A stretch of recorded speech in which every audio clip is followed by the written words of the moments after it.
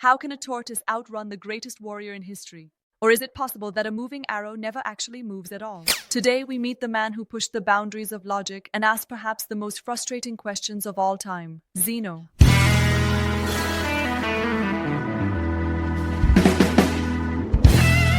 Atlas. So why does this Zeno guy make us deal with questions like these?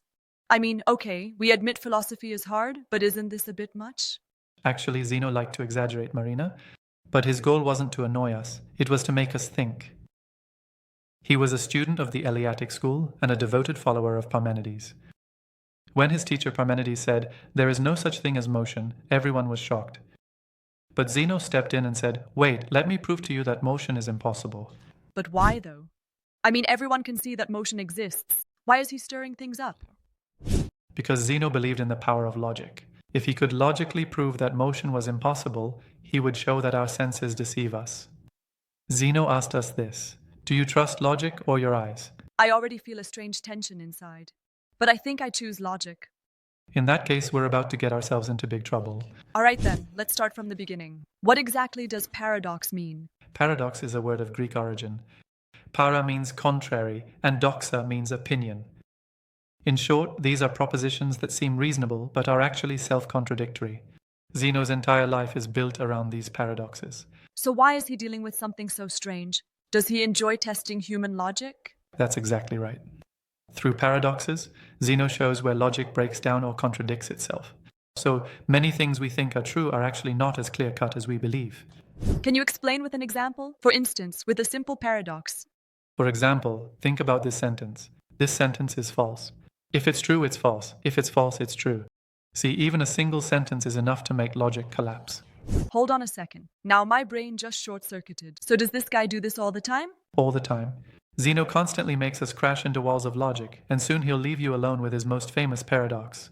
Honestly, my curiosity is starting to turn into a bit of fear. So what is Zeno's first paradox? Imagine an arrow. After it's shot, does it reach its target?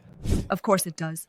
According to Zeno, it doesn't. Because for Zeno, motion is nothing but an illusion.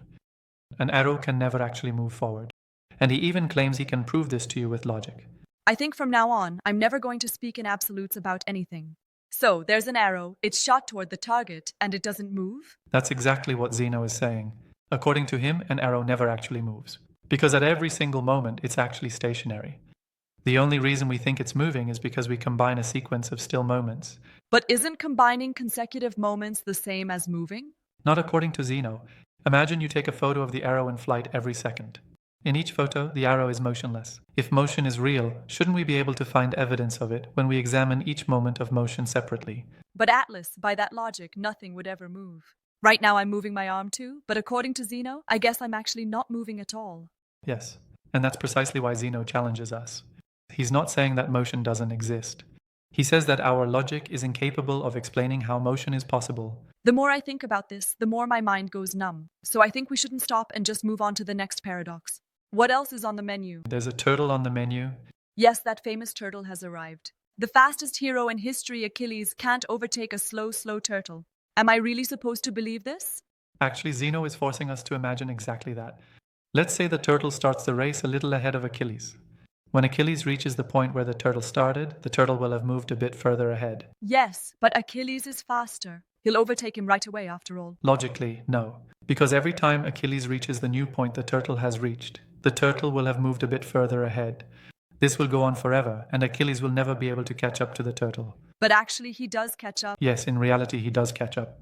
But Zeno's point isn't about reality, it's about logic itself. He is asking us this question. If we can't explain it with logic, how can we know reality? So is Zeno trying to say that our logic is more fragile than we think? Exactly. Paradoxes reveal those fragile points within logic. That way we start to question the things we take for reality all over again. I guess doing philosophy requires a lot of patience and maybe a bit of a stubborn tortoise too. Now, it looks like the stadium paradox is up next. The meeting of sports and philosophy doesn't seem very promising. Is there no movement in this paradox either? This time, it's even more interesting. Zeno wants you to imagine athletes running toward each other in a stadium. One group is running to the right, the other group to the left. According to our logic, these athletes are approaching each other very quickly, right? Yes, when they run toward each other, it seems like their speed increases. Zeno says that to pass an object, you must cover a distance equal to the length of that object. But if both sides are moving at the same speed, the time needed to cover that distance is halved. And logically, this implies that time can be divided. But if it's possible to divide time infinitely, then there would never actually be a moment in which movement can occur. So the athletes are running, but also not running? Yes. This is precisely the paradox that Zeno wants to draw our attention to. When we think about motion logically, we end up in a kind of confusion that we just can't resolve. Does motion really exist, or are we just perceiving it as if it does? Right now, there are tiny philosophers doing sports inside my mind, and none of them can see the finish line.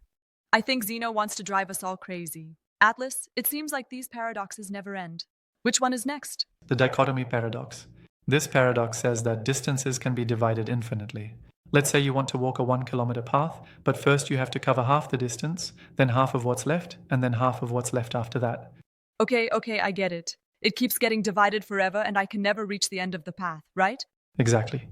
Zeno says that if logic tells us we always have to take half of what's left, then it's never possible to leave the starting point.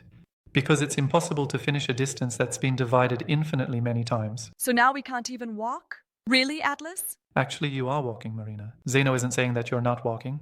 He's telling you this. How is it that while your logic tells you something is impossible, you still see it as possible and experience it? This guy is really dangerous. Now I'm afraid to leave the house because it feels like I won't be able to walk forever. That's how Zeno's paradoxes work. There's a hidden confusion within logic. When we find that confusion, we take another look at the world we thought was real.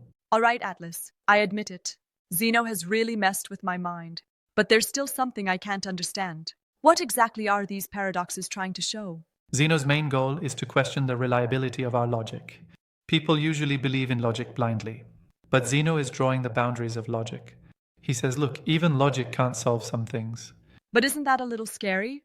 If we can't trust logic, what can we trust? Maybe that's exactly Zeno's message. Logic alone is not enough, because the world is too complex and full of contradictions to be explained by logic alone. So are paradoxes also calling us to be a bit more humble? Exactly. Zeno frees us from the arrogance of logic and asks, are there really things we know for sure, or do we just think we know them? I guess with these paradoxes, Zeno is not only showing us the limits of our logic, but also entertaining us a little, right? Absolutely. Zeno first surprises us, then makes us think, and in the end, makes us smile.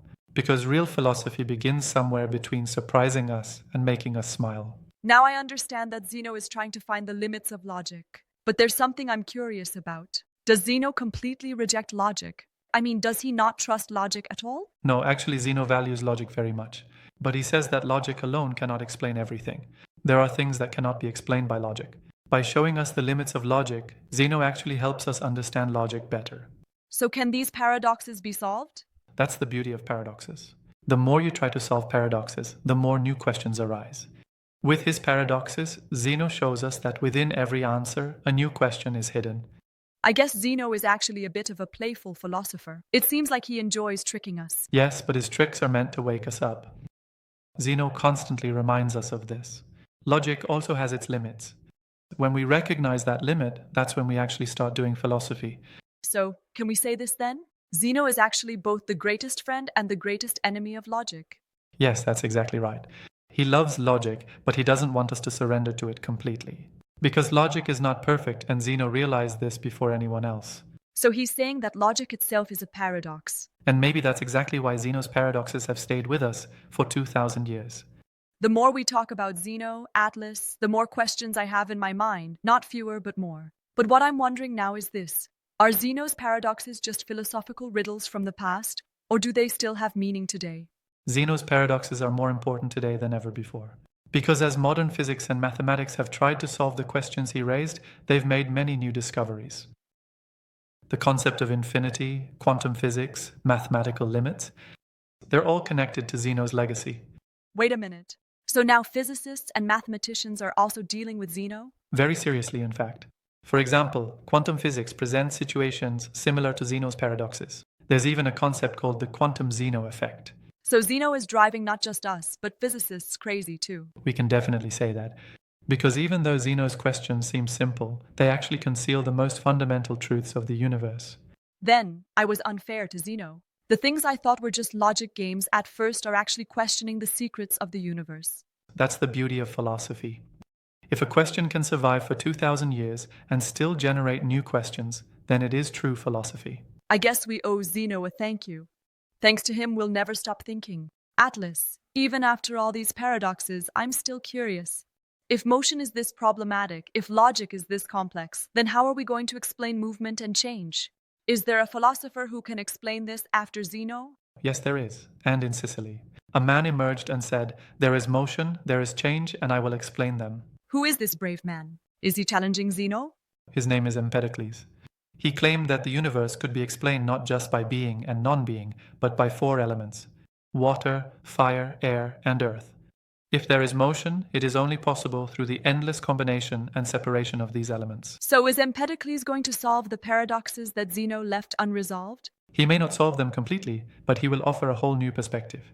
To explain the movement of the universe, he will talk about 2 great forces, like love and strife. So, while Zeno surprises us with logic, is Empedocles approaching things from a slightly more emotional angle? Absolutely.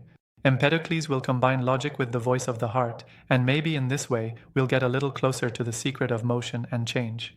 Then, let's head to Sicily now and ask Empedocles the questions that Zeno left unfinished. Yes, let's see how Empedocles will use the legacy he inherited from Zeno. With his paradoxes, Zeno left us at the deep chasms of logic. But now, a new voice rising from Sicily, Empedocles, will explain motion and the universe in a completely different way. Keep watching, because the adventure of philosophy is just beginning.